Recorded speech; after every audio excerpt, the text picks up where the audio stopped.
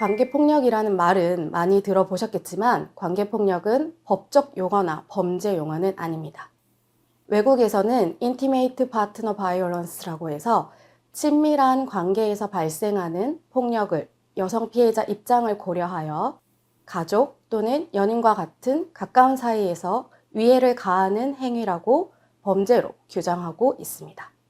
우리나라에서도 최근 가족이나 연인 관계에서 일어나는 가정폭력, 스토킹, 데이트폭력 등이 많이 발생하면서 기사를 많이 접하셨을 텐데요.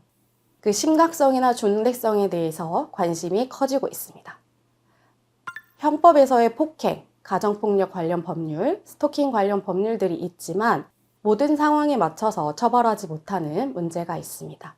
특히 데이트폭력, 교제폭력은 법률이 지금 미비한 상태라서 처벌하지 못하는 문제가 있습니다. 관계폭력에 대한 관심이 증가하면서 2018년 여성폭력 방지 기본법을 제정하였습니다. 여성폭력 방지 기본법 제3조에서는 여성폭력을 성별에 기반한 여성에 대한 폭력으로 신체적, 정신적 안녕과 안전할 수 있는 권리 등을 침해하는 행위로서 관계 법률에서 정하는 바에 따른 가정폭력, 성폭력, 성매매, 성희롱, 지속적 괴롭힘, 행위와 그 밖의 친밀한 관계에서의 폭력, 정보통신망을 이용한 폭력 등이라고 규정하고 있습니다. 여기에서 친밀한 관계에 의한 폭력이라는 표현은 사용되었지만 정확한 처벌 규정이나 행위에 대한 내용은 없는 상태입니다. 관계폭력이란 가해자와 피해자가 현재 또는 과거의 연인, 배우자 등의 친밀한 관계에서 일어나는 폭력으로 한 사람이 일방적으로 상대를 감시, 스토킹하거나 통제하려는 행위와 정서적, 언어적, 경제적 학대, 신체적 폭력, 성적 폭력을 아우르는 개념입니다. 관계폭력의 종류를 좀 더 알아보겠습니다. 가정폭력이란 가정 구성원 사이에 신체적, 정신적 또는 재산상 피해를 수반하는 행위를 말합니다. 신체적 폭력에 국한하지 않고 정신적 학대와 재산상의 손해, 손괴를 포함하는 포괄적인 폭력 개념을 모두 인정하고 있습니다. 여기서 가정 구성원이란 배우자뿐만 아니라 배우자였던 사람, 사실혼 관계의 사람도 모두 인정하고 있습니다. 그리고 가정폭력 범죄의 처벌 등에 관한 특례법을 규정하고 있어서 특례법에서 가정폭력 행위를 나열해주고 있습니다. 데이트폭력, 교제폭력이라는 말을 많이 들어보셨을 텐데요. 데이트폭력은 공권력이 개입하여 처벌해야 할 범죄의 심각성을 희석한다는 연인 사이에서 발생하는 불미스러운 일로 가볍게 비칠 우려가 있어서 교제폭력이라는 용어를 사용하자는 의견들이 많이 있습니다. 여기서도 교제폭력이라고 언급하겠습니다. 교제폭력에 대한 법률이 없는 상태인데요. 교제폭력을 규정하기 위해서는 데이트, 교제 관계를 어떻게 규정할 것인가에 대한 논의가 필요합니다. 현재 교제 관계 인지 여부만 문제가 되는 것인지 과거에 있던 관계에서 발생한 폭력까지 모두 포함하는 것으로 볼 것인지 그것에 대해서 논의가 필요한 상황입니다. 한국여성진흥원에서는 교제폭력 피해자 지원 안내서, 한국여성전화 데이트폭력 대응 등을 위한 안내서를 보면 요즘 썸이라고 불리는 교제 직전의 관계까지 넓게 인정하고 있습니다. 폭력의 범위도 어디까지 인정해야 되는지 논의가 필요한데요. 법 규정이 정확하게 없는 상태에서 가정폭력과 비슷하게 언어적, 경제적, 심리적, 정서적, 성적 폭력 등 모든 폭력이 다 포함된다고 보는 것이 일반적입니다. 특히 폭력의 유형에서 자세히 보겠지만 가스라이팅이나 통제 이런 부분들이 심각하게 나타나고 있습니다. 추후 법률 규정을 제정할 때 이러한 부분들이 명확하게 규정이 되어야 할 것입니다. 관계폭력의 또 다른 종류에는 스토킹이 있습니다. 스토킹 범죄란 지속적 또는 반복적으로 스토킹 행위를 하는 것을 말하는데요. 스토킹 행위는 스토킹 처벌법에서 규정을 하고 있습니다. 상대방의 의사에 반하여 정당한 이유 없이 상대방 또는 그의 가족에 대해서까지 접근하거나 따라다니는 행위, 진로를 막아서는 행위, 주거, 직장, 학교 등을 감시하고 그 부근에서 기다리는 행위, 그리고 우편, 전화, 팩스 등 메시지들을 계속하여 보내는 행위, 상대방 등에게 직접 또는 가족들에게 물건 등을 보내는 행위, 그리고 주변에 있는 물건들을 훼손하는 행위. 최근에는 개인정보, 개인 위치 정보와 관련한 SNS 스토킹이라든지 이름, 명칭, 사진 등을 이용하여 자신이 상대방인 것처럼 가장하는 행위까지 포함하고 있습니다. 관계폭력의 유형을 살펴보겠습니다. 대표적으로 신체적 폭력인데요.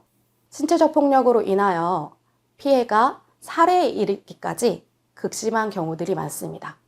처음에는 밀치거나 때리거나 가벼운 신체적 폭력으로 시작을 하지만 점점 심각해지는 경우들이 많습니다.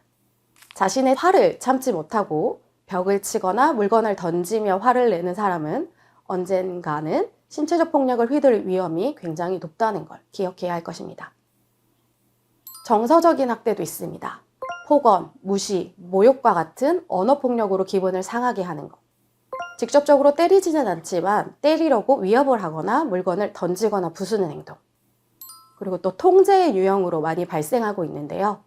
상대방이 외출을 하거나 술을 마시는 행동, 이런 것들을 사랑이라는 이름으로 하지 말라고 이야기하면서 상대방을 고립시키고 의심하면서 밖으로 나가지 못하게 하고 집 밖에서 일하는 것도 막는 행동을 통제의 유형으로 이야기하고 있습니다.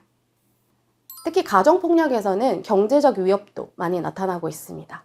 생활비를 주지 않거나 동의 없이 임의로 재산을 처분하거나 생활비 지출을 일일이 보고하게 하는 등 괴롭히는 방법으로 경제적인 수단을 사용하고 있습니다.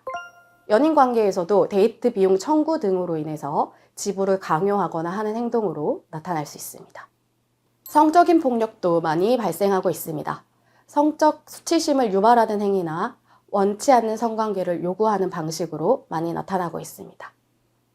또한 방임, 무관심과 냉담으로 대하거나 위험 상황에 방치하는 형식으로도 나타나고 있습니다.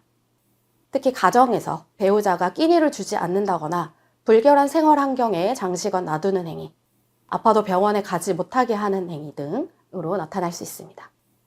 가정폭력에서는 자녀를 이용하는 모습도 나타나고 있습니다. 아이들에게 폭력을 가하거나 떼어놓겠다고 위협하는 모습이 많이 나타나고 있고요. 교제폭력에서도 가족에게 폭력을 가하겠다고 협박하는 경우들도 나타나고 있습니다. 관계에서 눈빛, 행동, 제스처로 협박을 하기도 하고요. 물건을 부수거나 반려동물을 학대한다거나 무기를 가지고 있다는 모습을 보여주면서 피해자가 공포심과 불안을 느끼도록 하고 있습니다. 관계폭력에서는 어느 하나 유형만 나타나지 않고 몇 개의 유형이 복합적으로 발생하고 있습니다. 관계폭력의 특성을 살펴보겠습니다. 관계폭력은 단 한 번의 폭력으로 끝나지 않는다는 점이 가장 위험한 부분입니다. 관계가 지속되면서 폭력이 한 번으로 끝나지 않고 지속되고 반복되면서 점차 심각화되는 경향을 보이고 있습니다. 그래서 관계가 단절되지 않는 한 폭력에 오랜 시간 노출되는 경우가 많습니다. 처음에는 술을 마시지 말라, 그런 옷을 입지 말라, 이런 경미한 행위로 시작을 하지만 시간이 지남에 따라서 신체적, 정신적으로 큰 피해를 입을 수 있는 심각한 행위로 발전하고 있습니다. 다른 범죄에 비해 초기에 피해자를 보호하지 않으면 중한 범죄로 이어질 가능성이 매우 크므로 초기 대응을 할 수 있도록 기관의 적극적인 조력이 필요합니다. 아까 유형에서 설명드린 것처럼 한 가지 유형으로만 나타나지는 않기 때문에 더욱 주의해야 합니다. 폭력을 행사하면서도 가해자는 배우자나 연인 관계인 상대방에게 사랑한다는 말을 계속 하고 있습니다. 그래서 피해자는 나를 사랑해서 그런 거야 라고 하면서 사랑과 폭력을 혼동하는 심리적 혼란 상태에 빠질 수 있습니다. 폭력을 애정으로 위장해서 인내를 강요하거나 사과와 용서에 이은 폭력이 반복됩니다. 연인, 배우자 관계를 단절하는 경우 폭력, 협박, 스토킹 등 다른 범죄로 악화되는 경향이 나타납니다. 그래서 안전 이별이 중요하다는 이야기를 하는데 갑자기 연락을 끊고 단절하게 되는 경우에는 또 다른 중대한 심각한 범죄로 이어질 확률이 너무 큽니다. 피해자의 사소한 정보까지 알고 있는 친밀한 관계였기 때문에 피해자는 자신에게 어떠한 불이익이 닥칠지 모른다는 공포와 불안이 매우 심하고 그렇기 때문에 신고를 하지 않을 가능성이 매우 높습니다. 피해자는 피해 사실이 알려졌을 때 피해자가 받게 될 가족과 사이로부터의 불이익, 이전 가해자와의 관계로 인한 죄책감 등으로 주변의 도움을 요청하기보다는 체념하는 경우가 매우 많습니다.